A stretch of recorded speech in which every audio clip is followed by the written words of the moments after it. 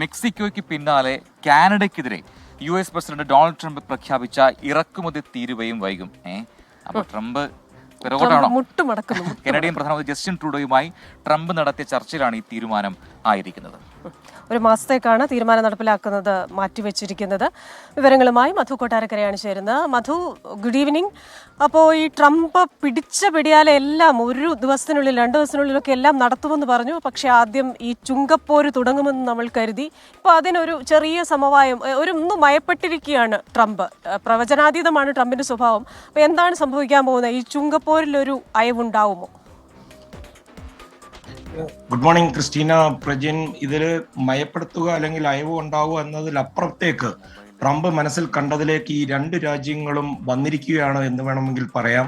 ഇന്ന് US president Donald ട്രംപുമായി നടന്ന telephone ചർച്ചയിൽ US അതിർത്തിയിൽ കൂടുതൽ സുരക്ഷ ഒരുക്കാമെന്ന് കനേഡിയൻ പ്രൈം മിനിസ്റ്റർ ജസ്റ്റിൻ ട്രൂഡോയും അതുപോലെ മെക്സിക്കൻ പ്രസിഡന്റ് ക്ലോഡിയ ഷൈൻബോമും സമ്മതിച്ചിരിക്കുകയാണ്. ഇതോടെ മെക്സിക്കോയിൽ നിന്നും കാനഡയിൽ നിന്നും അമേരിക്കയിലെത്തുന്ന ഉൽപ്പന്നങ്ങൾക്ക് 30-25% തീരുവ ഏർപ്പെടുത്തുവാനുള്ള ഈ അമേരിക്കയുടെ തീരുമാനം തൽക്കാലം മാറ്റിവെച്ചു. 1 മാസത്തേക്കാണ് ഈ ഉത്തരവ് മരവിപ്പിച്ചിരിക്കുന്നത്.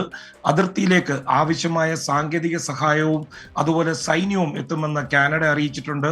ആസൂത്രിത കുറ്റകൃത്യങ്ങൾ നടത്തുന്നവർ, അതുപോലെ കുഴൽപ്പണക്കാർ, അനധികൃതമായി അമേരിക്കയിലേക്ക് മയക്കുമരുന്നായ ഫെന്റാനിൽ കടത്തുന്നവർ എന്നിവർക്കെതിരെ കാനഡയുടെ ശക്തമായ കർശന നടപടി ഉണ്ടാകും. അതുപോലെ അതിർത്തി സുരക്ഷാ നടപടികൾക്ക് $1.3 ബില്യൺ ചെലവഴിക്കുമെന്നും കാനഡ പറഞ്ഞിട്ടുണ്ട്. മയക്കുമരുന്ന് ഫെന്റനൈലിന്റെ വിൽപ്പന നടത്തുവാനുള്ള ശ്രമങ്ങൾക്ക് മേൽനോട്ടം വഹിക്കുവാനായി ഒരു ഉദ്യോഗസ്ഥനെ തന്നെ നിയമിക്കുമെന്നും അതുപോലെ അമേരിക്ക മയക്കുമരുന്ന് സംഘങ്ങളെ തീവ്രവാദി പട്ടികകൾ ഉൾപ്പെടുത്തുമ്പോൾ അത് കാനഡ അംഗീകരിക്കുകയും ചെയ്യും. ഡ്രഗ്സും അനധികൃത കുടിയേറ്റവും അതിർത്തിയിൽ തടയുവാൻ മെക്സിക്കോ ആകട്ടെ അമേരിക്കയുടെ വടക്കൻ അതിർത്തിയിൽ 10,000 സൈനികരെ ഉടൻ വിന്യസിക്കും. ട്രംപിന്റെ ഇതിനോടുള്ള പ്രതികരണം വന്നിട്ടുണ്ട്. പ്രസിഡന്റ് എന്ന നിലയിൽ എല്ലാ അമേരിക്കക്കാരുടെയും സുരക്ഷ ഉറപ്പാക്കുകയാണ് തന്റെ പ്രാഥമിക കടമയെന്ന് ഈ ചർച്ചകൾക്ക് ശേഷം ഡൊണാൾഡ് ട്രംപ് പറഞ്ഞു.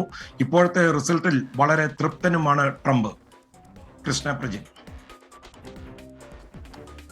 മധു കൊട്ടാരക്കരയാണ് ന്യൂ ജേഴ്സിയിൽ വിശദാംശങ്ങൾ നൽകിയത്. അപ്പോൾ ട്രംപ് ഒരു ഷോമാനാണ് നമുക്കറിയാം. ആദ്യ ദിനത്തിലൊക്കെ നടത്തിയ പ്രഖ്യാപനങ്ങൾക്ക് ഇപ്പോൾ ഒരു അയവുരത്താൻ എന്താണ് റിയാലിറ്റി എന്ന് ഒരുപക്ഷെ അമേരിക്കൻ പ്രസിഡന്റ് ഇപ്പോൾ മനസ്സിലായി കാണും. മാത്രമല്ല, ട്രംപ് വിചാരിച്ചത് ഞാൻ 25% നികുതി, 10% നികുതി, ഇറക്കുമതി നികുതി എന്നൊക്കെ പറയുമ്പോൾ ഒട്ടും മടക്കി ഞെട്ടി തരിച്ചിരിക്കുന്നത്. പക്ഷേ മെക്സിക്കൻ പ്രസിഡന്റും അതേപോലെ തന്നെ കാനഡയും ഒക്കെ പ്രതികരിച്ചു. മറ്റു രാജ്യങ്ങളും ചെറിയ ചെറിയ രാജ്യങ്ങൾ പോലും പ്രതികരിക്കുന്നു അതിനെതിരെ എന്നുള്ളത് കൊണ്ട് ട്രംപിന് മനസ്സിലായി. ഡോക്ടർ രഘുറാം രാജൻ ഇതുമായി ബന്ധപ്പെട്ട് പറഞ്ഞിട്ടുണ്ട്, ഇത്തരത്തിലുള്ള കാര്യങ്ങൾ വരുമ്പോൾ അത് അമേരിക്കയെ തന്നെയാണ് ഏറ്റവും പ്രതികൂലമായി ബാധിക്കുക എന്നത്.